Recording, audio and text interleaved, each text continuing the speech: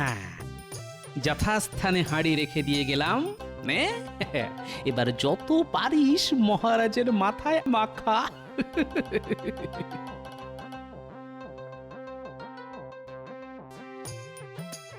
এই নাও পুটির বাবা, তোমার আলকাতরার হাঁড়ি। এ এ এ এ- এ হাঁড়ি তুমি কোথায় পেলে? সে কথা জানতে চেও না, শুধু জেনে রাখো যা করেছি তাকে বলে চোরের ওপর বাটপাড়ি। আচ্ছা, তোমার নামটি যেন কি? আগে গৌরহরি। তা গৌরহরি, এই কালো রং থাকবে তো? কি বলছেন কি রাজামশাই, সারা জীবন থাকবে। এছাড়া জীবনে আর একটা চুলও সাদা হবে না নতুন করে। বলছো? বলছি মানে, এ আমার বাপ ঠাকুরদার গবেষণার ফল। যাকে তাকে আমি এই ভেষজ তরল দিই না, শুধু আপনি বলেই হয়ে গেছে রাজামশাই। হয়ে গেছে? হ্যাঁ, হয়ে গেছে।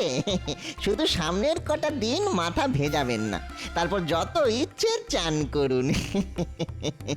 তা আমার পারিশ্রমিকটা? বটা বেটা দেখছি খুব চালাক হয়ে গেছে, নিজে থেকে তাই মোহর চাইছে। দাঁড়া, দেখাচ্ছি তোকে। আরে মোহরের জন্যে কোনো চিন্তা করো না গৌরহরি, মহারাজের কাছ থেকে নিয়ে আমি তোমার বাড়ি দিয়ে আসব। এখন তুমি চলো। মহারাজ, এখন আপনি বিশ্রাম করুন, আমি পরে এসে মোহর নিয়ে যাব।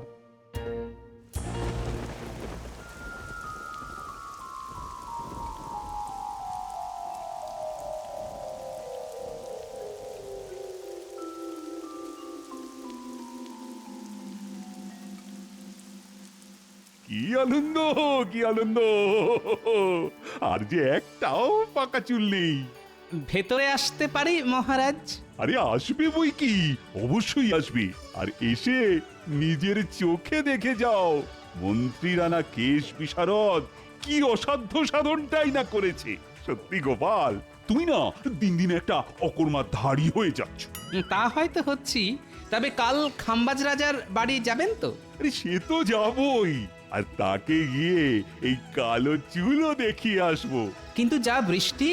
সে নিয়ে তোমায় চিন্তা করতে হবে না, আমি ঢাকনা দেওয়া রথে চড়েই যাব। যথা আজ্ঞা মহারাজ।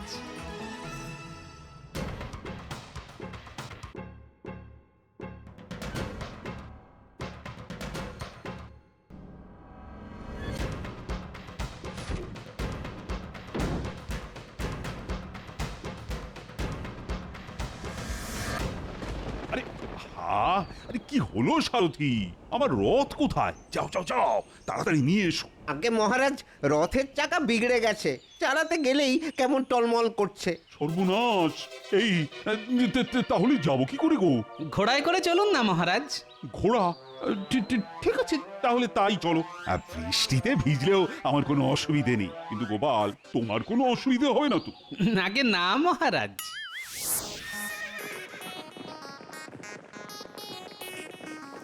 কি মুশকিল! এ তো ঝমঝমিয়ে বৃষ্টি নামলো। সামনের ওই গাছের তলায় গিয়ে দাঁড়াবেন, চলুন। বৃষ্টি কমলে আবার না হয় ঘোড়া ছোটাবো। এ কি মহারাজ, আপনার পোশাকে এত কালো রং এলো কোথা থেকে? এ বাবা, আইস, এ তো দেখছি মাথা থেকে গড়াচ্ছে। কই দেখি দেখি। হ্যাঁ হ্যাঁ, বেটা বেটা কেশ বিশারদ আমায় ঠকিয়েছে। এটা বলেছিল রং নাকি সারা জীবন থাকবে। সে হয়তো ঠিকই বলেছিল, কারণ সে তো মাখাতে এসেছিল আলকাতরা, যা একবার শুকিয়ে গেলে সারা জীবনে ওঠা মুশকিল। তবে তাতে করে আপনার চুলের যে 12টা বেজে যেত, তাই আমি আলকাতরার হাঁড়ি পাল্টে ভূষকালি রেখে দিয়েছিলাম মহারাজ। হ্যাঁ, মন্ত্রীর কেশ বিশারদ আমার মাথায় আলকাতরা মাখাতে চেয়েছিল। দাঁড়াও দাঁড়াও, মন্ত্রীকে ডেকে ওকে এমন শাস্তি দেব যে। মন্ত্রী? আরে ওটাই তো আসল নাটের গুরু। আর যতদূর মনে হয় কেশ বিশারদটি হচ্ছে গিয়ে ছদ্মবেশী বটা। ওদের আমি বুঝে নেব, কিন্তু কিন্তু সব ভূষকালি উঠে গিয়ে পাকা চুল বেরিয়ে পড়লে খাম্বাজরাজের কাছে আমি মুখ দেখাবো কি করে বলো তো? ও ও তো ও তো আবার আমার পাকা চুল নিয়ে টিপ্পনি কাটবে। ও টিপ্পনি কাটলে আপনিও পাল্টা টিপ্পনি কেটে বলবেন চুল পাকে মানুষের বয়স আর অভিজ্ঞতায়, আর বেশি বয়সেও যাদের চুল পাকে না তারা হলো সব বুড়ো খোকা। আর বুড়ো খোকাদের হাতে রাজ্যভার থাকলে রাজ্যের কোনো দিনই মঙ্গল হয় না মহারাজ। বেড়ে বলেছে তো গোপালে। চলো চলো চলো, প্রাসাদে গিয়ে চান করে অন্য পোশাক পরে খাম্বাজ রাজার বাড়ি যাই, আর তার সাথে সঙ্গে করে নিয়ে যাব মন্ত্রী আর বোটা। ওরে বাবা রে বাবা, আর যে ছুটতে পারি না। ওরে বাবা, এদিন মহারাজ, জীবনে আর আর কখনো এমনটি হবে না। ওরে বাবা রে। একেই বলে যেমন কর্ম তেমন ফল।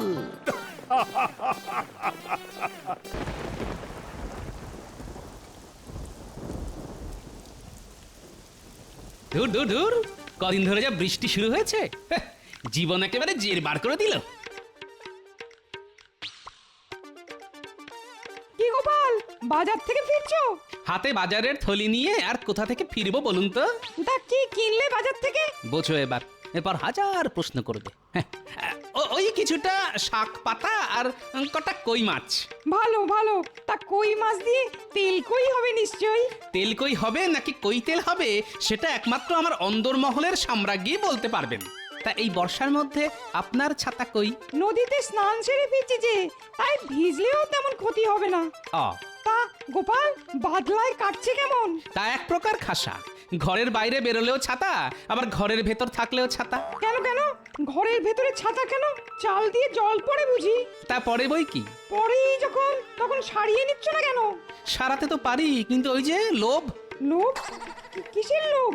ঘরের ভেতর ছাতা মাথায় দিয়ে বসে থাকার লোভ। আসলে কজন ভাগ্যবান আর ঘরের ভেতর ছাতা মাথায় দিয়ে বসে থাকতে পারে বলুন? তোমার কথার মর্ম ঠিক বুঝলাম না। আসলে আমি যতদূর শুনেছি তাতে বর্ধমানের মহারাজ আর কুচবিহারের রাজামশাই ঘরের ভেতর ছাতা মাথায় দিয়ে বসে থাকেন। আরে সে তো সাধারণ ছাতা নয়, সে তো রাজছত্র। আর ঘর নয়, ঘর নয়, বসে থাকেন রাজসভায়। জানি তো, কিন্তু আমি তো ছোটখাটো মানুষ, তাই ভাঙা ঘরই আমার রাজসভা, আর ছেঁড়া ছাতাই আমার কাছে রাজছত্র। তোমার সঙ্গে কথায় পারে কার সাধ্যি, আর রঙ্গরসিকতাতেও তো তুমি সকলের চাইতে এগিয়ে। চলি চলি হে। আসুন, তবে সাবধানে যাবেন, কদিনের বৃষ্টিতে রাস্তায় যা কাদা।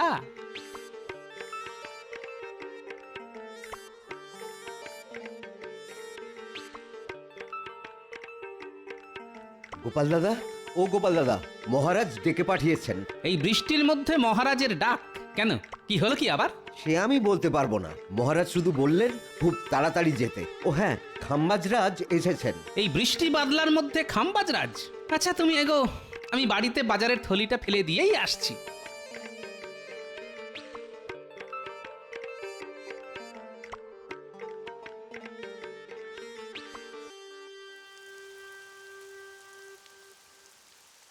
গিন্নি, আরে গিন্নি, কোথায় গেলে গো?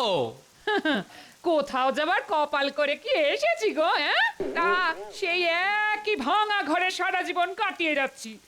ঘরের এখান ওখান দিয়ে জল পড়ছে বলে মেজাজ বেশ গরম মনে হচ্ছে।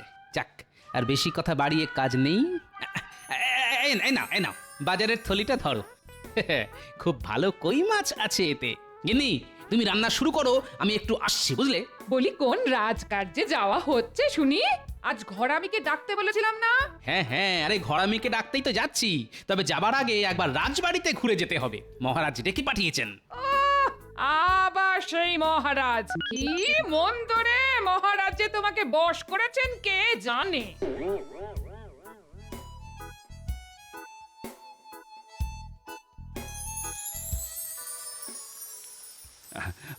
আপনার পিতৃবিয়োগের খবর পেয়ে না খুবই মর্মাহত হয়েছি আমি।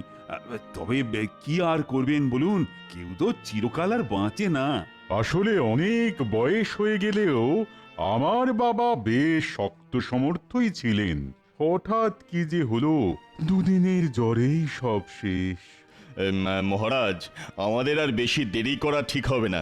বৃষ্টিটা বাড়ছে, তাই যা বলতে এসেছেন সেটা বলে দিন। ও হ্যাঁ হ্যাঁ হ্যাঁ হ্যাঁ, বলছি। এসো এসো গোপাল। গোপালও এসে গেছে, ভালো। হ্যাঁ, আপনি আসাতে আমি ওকে খবর পাঠিয়েছিলাম। আসলে মহারাজ কৃষ্ণচন্দ্র, কদিন বাদেই তো বাবার শ্রাদ্ধের অনুষ্ঠান, তাই আমি তোমার দ্বারস্থ হয়েছি।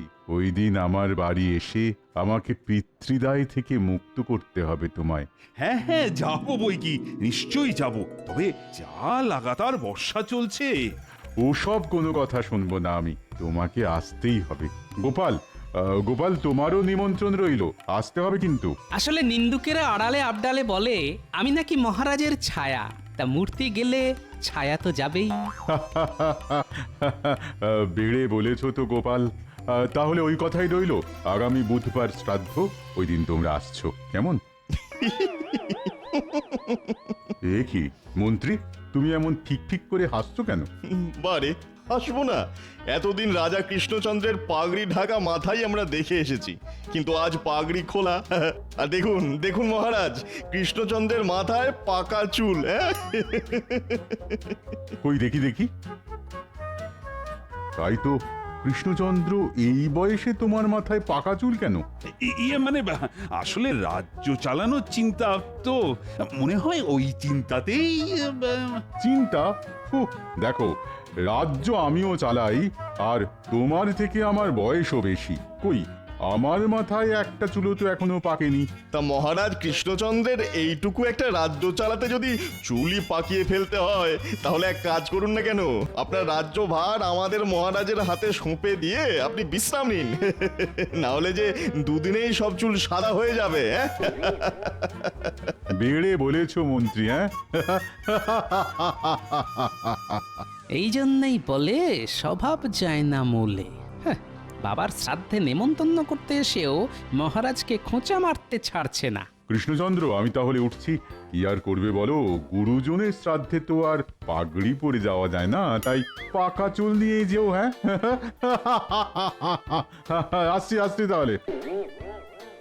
তোমাকে আর আসতে হবে না, বাকি পথ আমরা চলে যেতে পারবো। তুমি বরং তোমার মাথার পাকা চুলটা একটু সামলাও।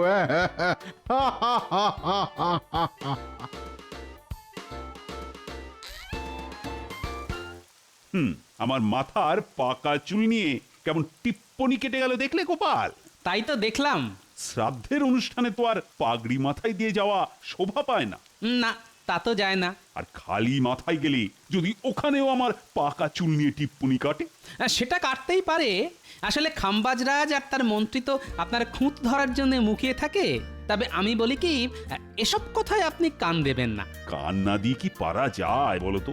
ও গোপাল, কিছু একটা ব্যবস্থা করো না, যাতে আমার পাকা চুল কালো হয়ে যায়। সেটা কি করে সম্ভব মহারাজ? চুল পাকা খুব স্বাভাবিক একটা ব্যাপার, কারণ চুল পাকে মানুষের বয়স আর অভিজ্ঞতায়। তাকে কালো করার কোনো উপায় তো আমার জানা নেই মহারাজ। না, ব্যাপারটাকে এত হালকা করে নিও না। তুমি হয়তো না জানতে পারো, কিন্তু কেউ না কেউ তো জানতে পারে। আজ রাজসভায় গিয়ে সকলের সাথে এ ব্যাপারে একটা আলোচনা করা দরকার।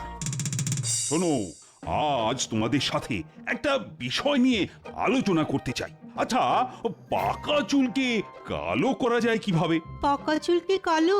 এ তো আচ্ছা ঝামেলা ভালো। না মহারাজ, আমার তেমন কিছু জানা নেই। কথায় ছড়া কাটা ছাড়া তোমার যে আর কিছু জানা নেই, সেটা আমার ভালো করে জানা আছে। বিজ্ঞানী, তা তুমি কি কোনো আলোকপাত করতে পারো? মহারাজ, পাকা চুলকে কালো করা নিয়ে কোনো পরীক্ষা এ যাবৎ আমি করিনি, তবে আপনি বললে শুরু করতে পারি। তাহলে আজ থেকেই শুরু করে ফেলো নাকি? একটা কথা আগেই বলে রাখি মহারাজ, এই পরীক্ষার ফল পেতে কিন্তু বেশ কিছুদিন লেগে যাবে। সর্বনাশ, বেশ কিছুদিন? কিন্তু আমার যে খুব তাড়াতাড়ি চাই, মানে আগামী সোম মঙ্গলবারের মধ্যেই। ক্ষমা করবেন মহারাজ, এত তাড়াতাড়ি এসব পরীক্ষার ফল পাওয়া যায় না। হয়তো তাড়াতাড়ি করে কিছু একটা বানিয়ে দিলাম, কিন্তু তাতে করে যদি উল্টো ফল হয়, যদি মাথার সামান্য কটা পাকা চুল কালো না হয়ে মাথার সব চুল সাদা হয়ে যায় বা উঠে যায়, তাহলে মহারাজ যে কেন পাকা চুল নিয়ে এত মাতামাতি করছেন কে জানে। আচ্ছা, আর কি কেউ জানো ও মন্ত্রী? এই সুযোগে যদি কিছু একটা করে মহারাজের কাছ থেকে কিছু হাতিয়ে নেওয়া যায়। মহারাজ, এতক্ষণ ধরে আমি শুধু শুনে যাচ্ছিলাম আর মনে করার চেষ্টা করছিলাম। মনে করার চেষ্টা করছিল নাকি নতুন কোনো ভড়ং? কি মনে করার চেষ্টা করছিলে মন্ত্রী? এক কেশ বিশারদের নাম, কি যেন নামটা, হ্যাঁ, মনে পড়েছে, গৌরহরি। গৌরহরি? হ্যাঁ মহারাজ, গৌরহরি বলে একজন কেশ বিশারদ আছে। সে হয়তো পাকা চুল কালো করার গোপন কৌশল জানে। তাহলে আর দেরি করছো কেন? যাও, এক্ষুনি তার কাছে যাও। যথাজ্ঞা মহারাজ।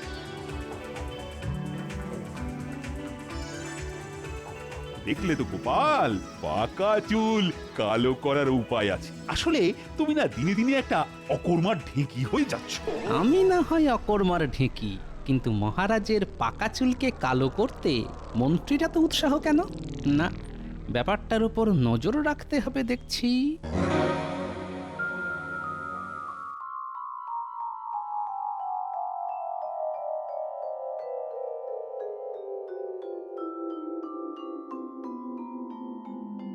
আলকাতরা লাগাচ্ছে না? এই তো পেয়ে গেছি। না, রাজসভা থেকে বেরোতে অনেক দেরি হয়ে গেল।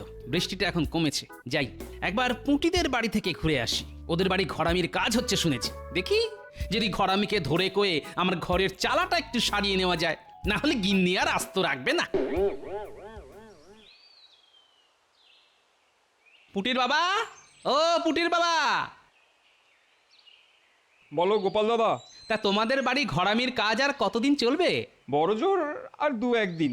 চালের কাজ হয়ে গেছে, এখন শুধু আলকাতরা লাগানোর কাজ বাকি। আচ্ছা, ঘরের নিচের দিকের অংশে আলকাতরা লাগাচ্ছ কেন? আসলে মাটির বাড়ি তো, জলের ঝাপটায় ঘরের তলার দিক ভিজে গিয়ে মাটি আলগা হয়ে যায়। হ্যাঁ, বুঝতে পেরেছি। আলকাতরা লাগালে ওই জলের ছাট মাটি আলগা করে দিতে পারবে না, তাই তো? ভালো, খুব ভালো। আমি এরকমটা করিয়ে নেবো, বুঝলে? ও ভাই, এই বাড়ির কাজ মিটলে আমার সাথে দেখা করো তো। আমার বাড়িতেও একটু কাজ আছে। ঠিক আছে গোপাল বাবু, আমার ঘরের কাজ মিটে গেলে আমি ওকে তোমার কাছে নিয়ে যাব। হ্যাঁ, খুব ভালো। আমি তাহলে চলি হে। তাহলে বুঝতে পারলি তোকে কি করতে হবে? খুব বুঝতে পেরেছি। তবে কি তবে? খুব বেশি না হলেও এ বিষয়ে আমার 3টে মাত্র প্রশ্ন আছে। প্রথম প্রশ্ন, কাজটা কি আমি একলাই করব না ঘটা আমার সঙ্গে থাকবে? না, কোনো ঘট বা ঘটার সঙ্গে থাকবে না। ওই যে কথায় আছে না, অতি সন্ন্যাসীতে গাজন নষ্ট। তাই কাজটা তোকে একলাই করতে হবে। আমি অবশ্য তোর সঙ্গে থাকবো। ভালো। আমার দ্বিতীয় প্রশ্ন এবার করি। বলছি যে আলকাতরা কোথা থেকে পাবো? পুঁটিদের বাড়ি আলকাতরার কাজ হচ্ছে, ওখান থেকে চুরি করে নেব। খুব ভালো। চুরি করার ব্যাপারে আপনি তো আমাদের গুরুদেব। কিছু বললি? না, কিছু না। এবার আমার শেষ প্রশ্ন, এই কাজটায় আমি কত পাবো? সে নিয়ে তোকে ভাবতে হবে না। ভালো মতো দিয়ে তোকে পুষিয়ে দেব। যা, এখন বাড়ি যা, কাল সকালে আসিস। খুব ভালো।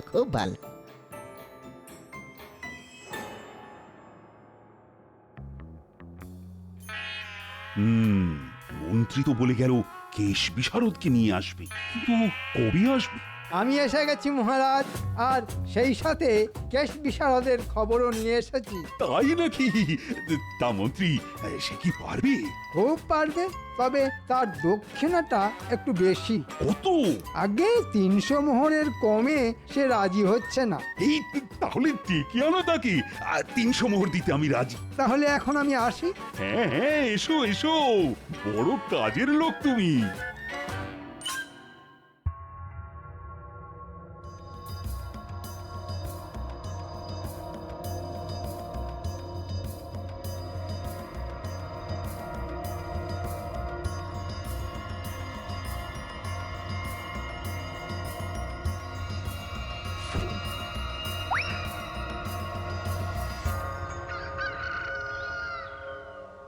আরে কি হলো কি গিন্নি?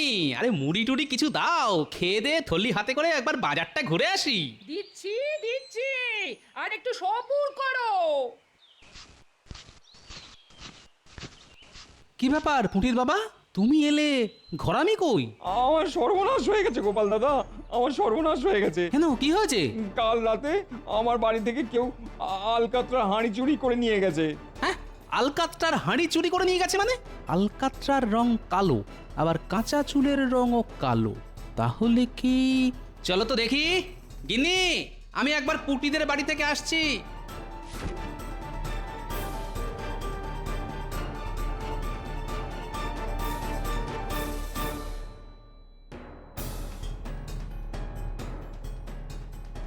আচ্ছা পুটির বাবা, কাল তোমাদের বাড়ি কেউ নাগরা পরে এসেছিল?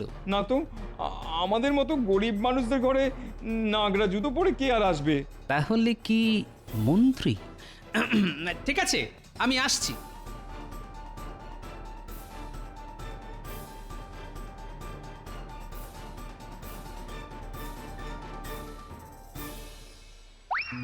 কি মজা! 300 মোহর রোজগার হবে, সেই আনন্দে যাই বাজার থেকে দেখে শুনে জোড়া ইলিশ কিনে আনি। মন্ত্রীমশাই জোড়া ইলিশ কিনতে গেল, এই ফাঁকে যা করার করে ফেলতে হবে। মন্ত্রী গিন্নি এখন হয়তো পুজোর ঘরে, এদিক ওদিক ভালো করে দেখতে হবে। যা অনুমান করেছিলাম ঠিক তাই। এবার দেখো মন্ত্রী মশাই আমার খেলা।